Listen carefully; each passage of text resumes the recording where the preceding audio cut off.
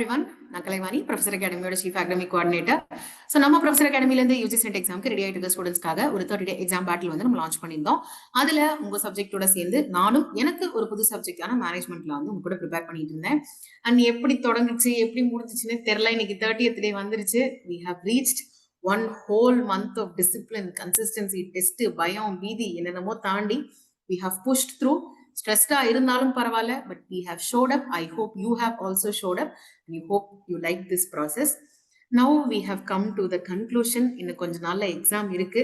Now let me share what I think and what you have to do so that வரப்போற session உங்களுக்கு செம்மையா அமையணும் அப்படின்றதுக்காக. இன்னைய தேதியில பீதி, பயம், it's going to be very normal. It should be normal. அதை நினைச்சு பயப்பட வேண்டிய அவசியம் இல்லை. எல்லாருமே இன்னைக்கு வந்து நர்வஸா தான் இருப்பாங்க. ஏன்னா நிறைய சப்ஜெக்ட்ஸோட இன்டிமேஷன்ஸ் இப்போ இன்னைக்கு ரிலீஸ் ஆயிருக்கு. உங்க மேலேயே உங்களுக்கு டவுட்ஸ் வரலாம். இது ஞாபகம் இருக்குமா, அங்க போய் எழுதுவோமா எழுத மாட்டோமா, அது இதுன்னு எக்கச்சக்கமான டவுட்ஸ் வரலாம். But here's the truth. Presence of fear இது உங்களோட வீக்னஸ்க்கான ஒரு சைன் கிடையாது. It is a sign that you have studied and படிச்ச விஷயங்கள் உனக்கு நினைவுல இருக்கா அப்படின்றத பத்தி தான் உங்களுக்கு டவுட் இருக்கே ஒழிய படிச்சனான்னு உங்களுக்கு டவுட் இல்லைல்ல. அதுவே நம்மளுக்கு ஒரு பெரிய பிளஸ் பாயிண்ட் இந்த இடத்துல. ஸோ இந்த எக்ஸாம் பேட்டில் நம்ம லான்ச் பண்ணப்ப ஒரு ஓவர்லுக் கொடுக்குறேன். நம்ம யூஜிசி நெட் எக்ஸாமுக்கு ப்ரிப்பேர் ஆகிட்டு இருக்கோம். 2 பேப்பர்ஸ் உண்டு, பேப்பர் 1 பேப்பர் 2 அப்படின்ட்டு. ஸோ அதுக்கேற்ற மாதிரி நம்ம இதை வந்து டோட்டலா 3 டிஃப்ரெண்ட் ஃபேஸஸ்ல வந்து டிவைட் பண்ணியிருந்தோம். அண்ட் இந்த 3 டிஃப்ரெண்ட் ஃபேஸஸ்க்கு நம்ம May 22 to May 20 வரைக்கும் நம்ம டைம் வந்து எடுத்திருந்தோம். 1 day we have taken extra the whole phase-ல. ஃபர்ஸ்ட் 10 daysல பேப்பர் 2 மேல மட்டும் தான் ஃபோக்கஸ் பண்ணோம். ப்ரீவியஸ் இயர் क्वेश्चंस மட்டும் படிச்சோம். அதுக்கடுத்து பேப்பர் 1 படிச்சோம். பேப்பர் 1 பொறுத்த வரைக்கும் சின்ஸ் எனக்கு டைம் ரொம்ப குறைவா இருந்ததுனால நம்ம அகாடமில ஆஃபர் பண்ற கிராஷ் கோர்ஸ்ல இருக்கிற கண்டென்ட்டே நான் வந்து படிச்சுக்கிட்டேன். நீங்க செல்ஃபா படிக்கணும் அப்படின்னா என்னென்ன டாபிக்ஸ் படிக்கணும்ன்ற லிஸ்ட் வந்து கொடுத்துருந்தோம். ஸோ நீங்க படிச்சிருந்தீங்க அப்படின்னா என் கூடயே வந்து டிராவல் பண்ணிட்டு வந்திருக்கலாம். அண்ட் இந்த லாஸ்ட் 10 days பேப்பர் 1 ஆல்மோஸ்ட் முடிகிற ஸ்டேஜ்ல இருந்தது. ஒரு 2-3 யூனிட்ஸ் தான் இருந்துச்சு. ஸோ ரிமைனிங் இருக்கிற டைம்ல நம்ம ப்ரீவியஸ் இயர் क्वेश्चंस வந்து ஆல்ரெடி படிச்சதை வந்து ரிவைஸ் பண்ணிட்டு இருந்தோம். 1-2 மார்க் அங்க இங்கே வந்து அட்டன் பண்ணிருந்தோம் இல்லையா. ஸோ இந்த ஹோல் ப்ராசஸ் வந்து இப்படிதான் இருந்துச்சு. ஸோ பேப்பர் 1 கம்ப்ளீட்டா முடிச்சாச்சு. 7 யூனிட்ஸ் ஒழுங்கா படிச்சாச்சு. 3 யூனிட்ல வந்து அங்க இங்கே இம்பார்ட்டன்ட் டாபிக்ஸ் மட்டும் பார்த்தாச்சு. இதே பேப்பர் 2ல ப்ரீவியஸ் இயர் क्वेश्चंस மட்டும் தான் பார்த்திருக்கோம். சின்ஸ் எனக்குமே சப்ஜெக்ட் வந்து புதுசு.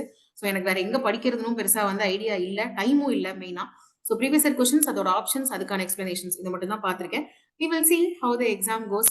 போட்ட எஃபர்ட் திருப்தியா இருக்கு. 30 daysல இந்த விஷயம் பண்ணியாச்சு, கன்சிஸ்டன்டா ஒரு மேட்டர் பண்ணி முடிச்சிருக்கோம் அப்படின்றதுல ஒரு திருப்தி இருக்கு. ஃபர்தர் என்ன நடந்தாலும் பாத்துக்கலாம். கண்டிப்பா நல்லதே தான் நடக்கும். என்ன நடந்தாலும் ஆனா வந்து பாத்துக்கலாம். அந்த ஒரு அவுட்லுக்ல இருக்கும்.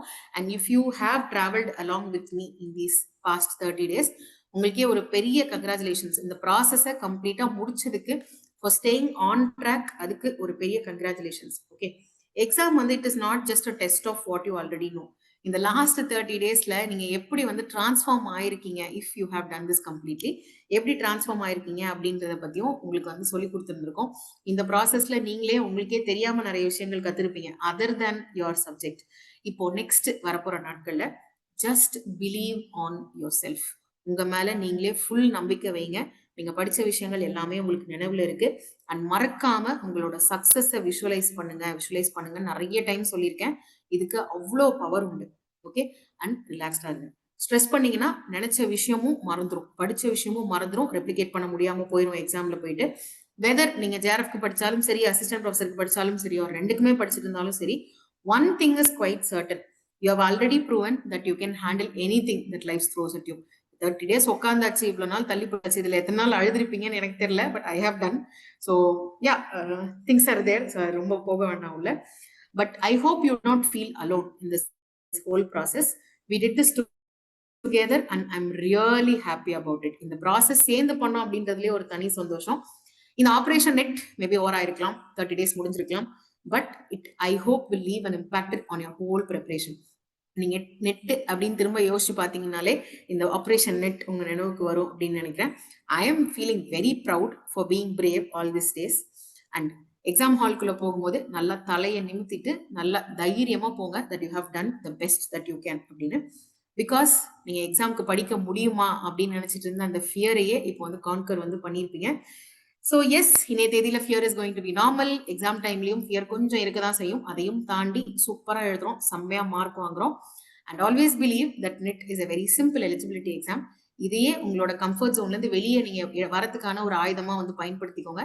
Because life will begin at the end of your comfort zone. All the very best.